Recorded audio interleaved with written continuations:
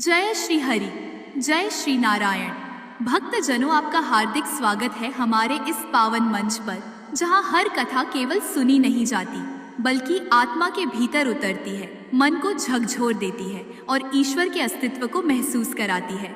भक्तजनों, आज की यह कथा कोई साधारण कथा नहीं है। यह दो बहनों की अद्भुत यात्रा, भक्ति, ईर्ष्या, प्रेम और परीक्षा का ऐसा संगम है जो इंसान को उसकी असली पहचान तक पहुंचा देता है।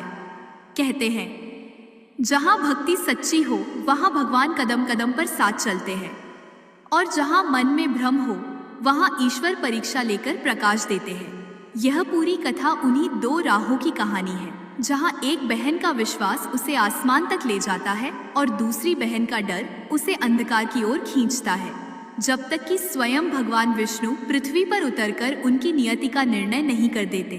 लेकिन भक्तजनों, इस कथा में एक ऐसा दिव्य रहस्य छिपा है जो केवल अंत में प्रकट होता है।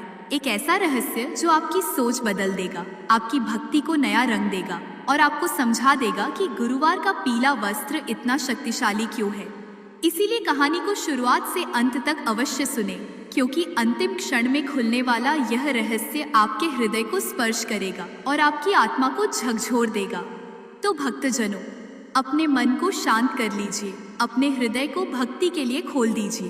भक्तजनों, अगर आपको हमारी कथाएं पसंद आई तो चैनल को सब्सक्राइब करें, वीडियो लाइक करें और इस दिव्य ज्ञान को अधिक से अधिक भक्ति की सुगंध में फैला दें।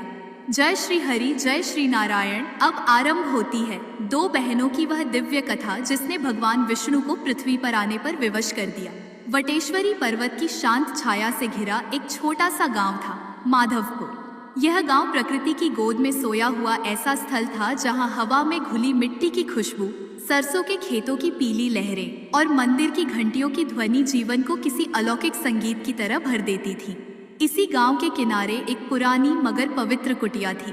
मिट्टी की दीवारें, गेहुआ घास का छप्पर, आंगन में तुलसी का चौरा और द्वार के बगल में खड़ा केला वृक्ष, जिसकी मोटी हरित पत्तियां हर सुबह हवा को चीरते हुए ऐसा प्रतीत होती मानो विष्णु भगवान के स्वरूप का आंचल धरती पर उतरा हो।